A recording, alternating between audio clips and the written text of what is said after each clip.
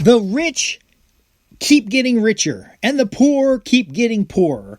That is what I hear, and that stops you. If you stop there, it stops you from having sustainable wealth. I'm Justin Hitt with Sustainable Wealth Secrets. Let's talk about this so-called universal truth of the rich getting richer and the poor getting poorer. First off, it is not a complete concept that the rich keep getting richer. See, a lot of people are held back because they say, you know what, I'm not rich, therefore I cannot become more rich. And it's not the case. The rich become richer because they have the skills to retain wealth. This is very important. Now, we also must look at the definition of wealth and riches. In many cultures, riches just means you have more financial resources than others.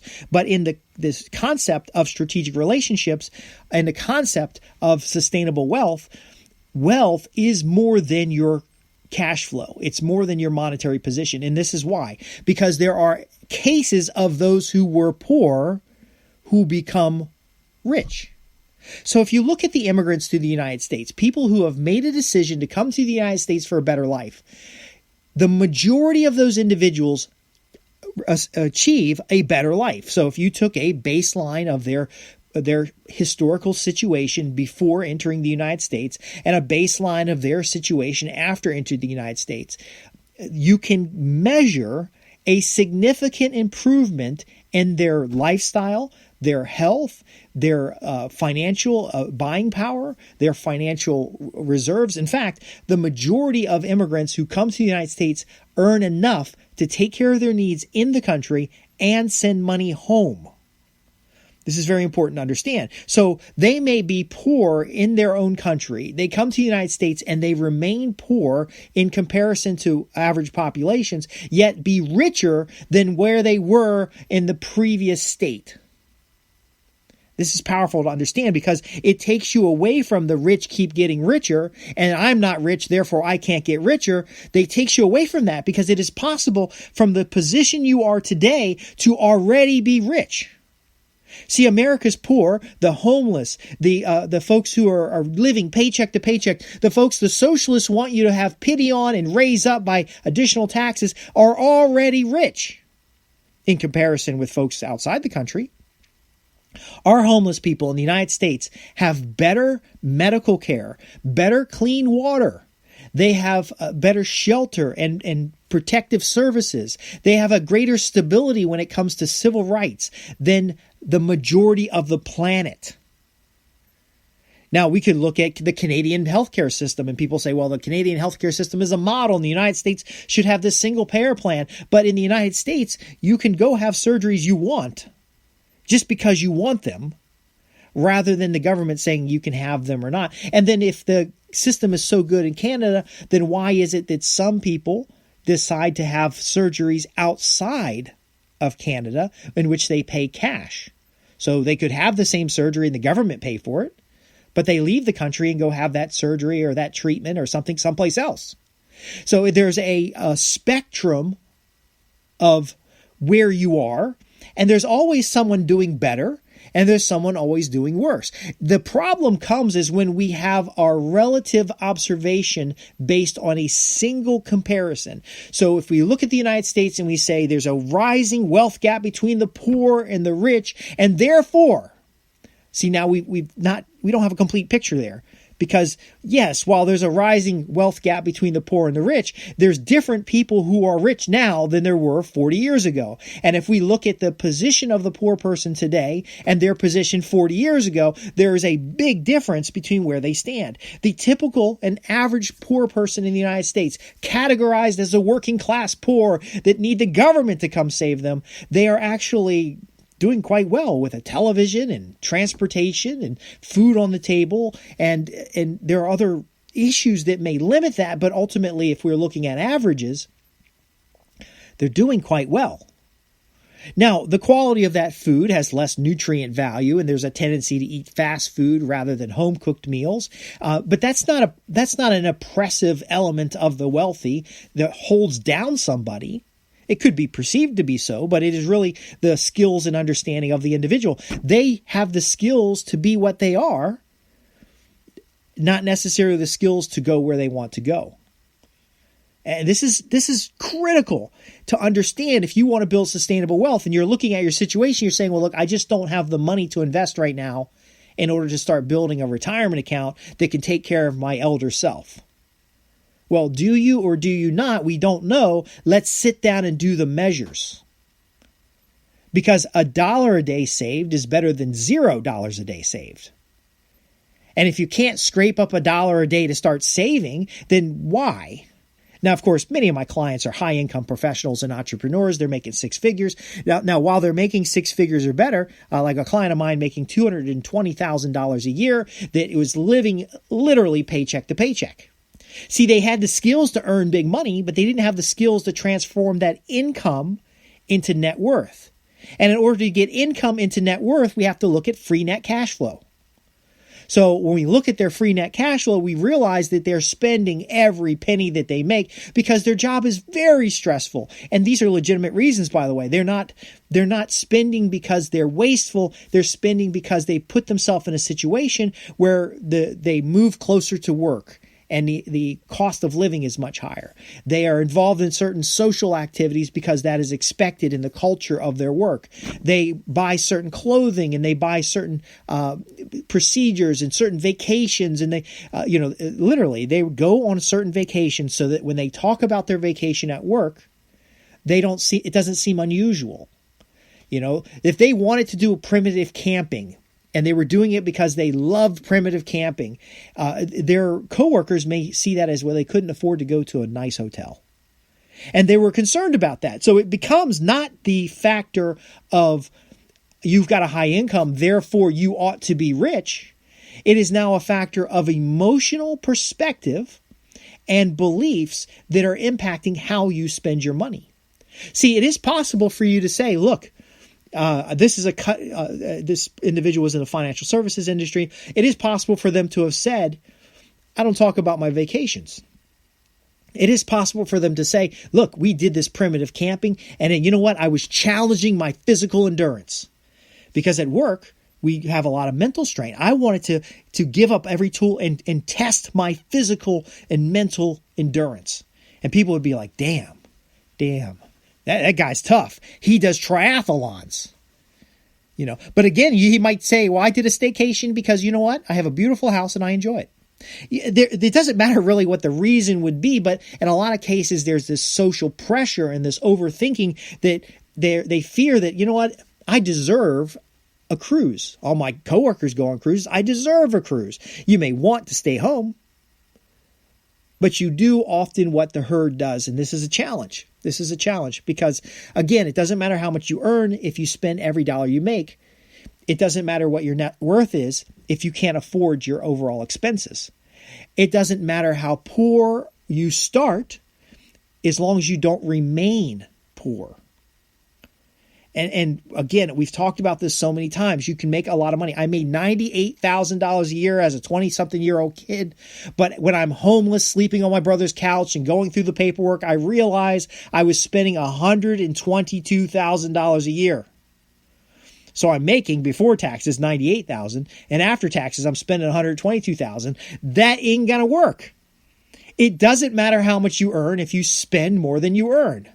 It doesn't matter how much you earn today if you have no money for your future self in retirement. This is how we build wealth, by understanding our own position, not our position relevant to other people or relative to other people. If you are poor today, I went from earning nothing. I made $98,000 a year, then I made nothing. I made $0 in a year. Zero. None. I can evidence this by my Social Security returns. You can actually contact and they'll tell you. And this, of course, is reported income. It doesn't mean I made a little money on the side here and there. But the fact of the situation was goose egg. I'm sleeping on my brother's couch. End of story. The next year I made $4,000. So things were improving. And it's not that I'm just laying on the couch being a bum, because they wouldn't let that happen. They would not let that happen. By the second year, I was making more money, but I was also cleaning the house, doing their laundry, and keeping the bathrooms clean, vacuuming, preparing meals. I was making myself useful, or I was going to end up on the street. But again, it is perspective. Making $0, I still had a roof over my head by the good graces of my friends and my family. But until I realized that it wasn't the world holding me back. I had done 300 job interviews, in-person, telephone interviews, otherwise in front of people who could hire me and help me change my situation, and I still made near nothing. I finally said, well, what is it that I do? Well, I do business development. I do business analysis. I'm going to apply for only those jobs. I narrowed my scope of activity to focus on areas that had higher probability of outcomes or results. Now, everybody around me was telling me to go work at Walmart, go work at Target, go work in a warehouse somewhere. I did have a job at FedEx Kinko's for 30 days. And then they realized that I was probably going to take the next better job as soon as I could, and they let me go because it cost them money to hire people. And they also believed that I was going to use my employee discount to print reports and newsletters and stuff, which I probably was. But ultimately, I was a loyal employee that was let go in 30 days. And I was like, what's going on here? So eventually what I did is I took a sales job because I'm good at business development. I'm good at communications. I don't mind knocking on doors and interacting with people. I have a lot of anxiety about it, but I don't mind doing it because it tends to help other people solve problems. I go from making $4,470 some dollars a year to making $50,000 a year. So I was right back on average with a little bit of implementation. I go there and I start making 70, 80, 90. I'm back to where I was before. I go past that. I keep moving forward. But again, I had the perspective of the failures and the introspective of knowing that if I spent every penny I earned, I could not move forward into the wealth, into the security, into the financial position that I desired. Now, again, financial is not the only measure of success. It is not the only measure of wealth and outcome. But again, having the money makes a difference in your ability to buy resources, to invest in education, to drive forward the outcomes that you're looking for. Now, my story is not perfect. Your story is not going to be perfect. Overall, my point is that when you compare yourself to others, it's not a fair comparison. When you compare yourself to your historical self, you gain better perspective. When you compare yourself to your yesterday self, you can have consistent and constant improvement. So your position of wealth should not be based on a passage in the Bible or a misinterpretation of the Bible. And when they say money is the root of all evil. Well, that's a misinterpretation because it's the love of money is the root of all evil. That releases you from financial position as your only measure of wealth. And then if you believe the rich keep getting richer and the poor keep getting poorer, and you leave it at that without any further investigation, you start realizing that your position is permanent, which is not true. Now, political people want you to believe that your position is permanent because, again, they already have a position of power, and you may perceive a position of weakness. And if they keep you in that position of weakness, they now gain control. Now, with that understanding, we can ask the question, why is it that the rich keep getting richer and the poor keep getting poorer? And it is because they make different decisions about money. Then again, there are poor people who are much happier than wealthy people. But that doesn't mean you stop, because there are wealthy people who are much happier than poor people. Overall, it's neutral. What is it, the position that you want? Do you want to take the time to understand where you're spending or investing your money? And then going beyond money and asking about time, because you can have a wealth of time. When I was homeless, I had a wealth of time and no money. The goal is to seek that balance where you have the time that you want, the financial resources that you want, and you're able to have the experiences and make the decisions that you desire. Now, in the example I gave you where the client was making a lot of money, but the pressures and social influences of their workplace caused them to pretty much spend it all. Now, again, it didn't cause them. It influenced their decisions. It was ultimately their decision to spend the money. They didn't have the freedom of expression and the confidence to say, I'd like to take a primitive vacation. I'd like to go camping with my kids in a tent, not a 5-star hotel, not a resort in an exotic country, but I'm going to go down the street to the national park and I'm going to sleep in a tent. They didn't feel that they could say that. And giving them permission is the only thing that was necessary. And they decided to do a few staycations. Hey, I'm going to stay home this weekend and I'm going to clean out the garage. And their friends are like, well, we're going to the opera and we're going to fly to London. They work, again, financial sector. We're going to fly to London to see this new show that came out. And you ought to come with us. It'll be exciting. And yeah, sure, it'll be exciting. But he literally did want to clean his garage out.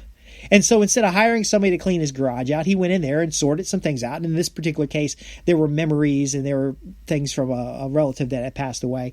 And it was something that he needed to do. He needed to do this for himself. And it gave him wealth in perspective and emotion. And it drove things forward. Now, I don't know that he just simply worked on it for a few hours and then hired somebody to clean out the garage and remodel it. But it was the decision he made. It was a wealth of freedom to do what he desired rather than to fall into what other people desire or the expectations of others.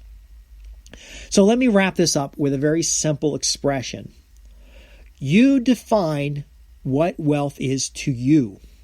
It could be financial only, but it could also be a balance of financial, individual liberties and freedoms. It could be a balance of the time and emotional investments that you make.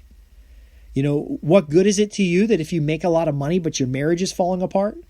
What is it good to you that if you have a lot of wealth, but people are constantly trying to take it away from you and successful at it? You define what the wealth is for you. And then we put in the sustainable element so that you can not only achieve the wealth and outcomes that you desire, but how do we make sure that no one can take it away? And that once you build, you benefit from compound interest. You know, like when we talk about buying assets that cash flow. You've expended funds to buy an asset. Now, if you expend funds to buy a liability, you're never going to get the money back. But if you buy an asset, you at least have the value of the asset that could appreciate the investment that you've made into it. But if you have an asset that cash flows, not only could you be getting the asset that will grow in value, but you can now have dividends being paid to you for your good wisdom of an investment that would actually recover the cash without selling the asset. Those are different perspectives. It's consumption being set aside for production. And it is the residual value versus the active value. It is the growth, passive growth versus an active growth. It is a balance between the two that, again, delivers the outcomes that you defined. The wealth, the prosperity, the financial position. And often once you gain control over your own mind, the financial position takes care of itself. We're not in love with the money. The money is not the most important thing. Again, money is just a means of negotiation. It is a portable representation of value. It's the things that money buy and the things that money cannot buy, which is the wealth that is sustainable. I want to thank you for listening. I'm Justin Hitt with Sustainable Wealth Secrets. If you have questions or topics, or you want to share a success story, you visit us at www.sustainablewealthsecrets.com, where I help high-income professionals and entrepreneurs gain the freedom, both financial and other ways that you may define it, of wealth that you can sustain for a lifetime. Many people have gone on to be able to produce and position for generational wealth, to be able to set up structures and organizations that protect their assets, and that ultimately they are able to transform their income into long-term net worth, long-term wealth and sustainability. And today we've been talking about maybe it's a distraction that people have that's keeping them from wealth, but once you understand and can view it appropriately, you can unlock your current position and move forward to the wealth that you desire. Thanks for listening.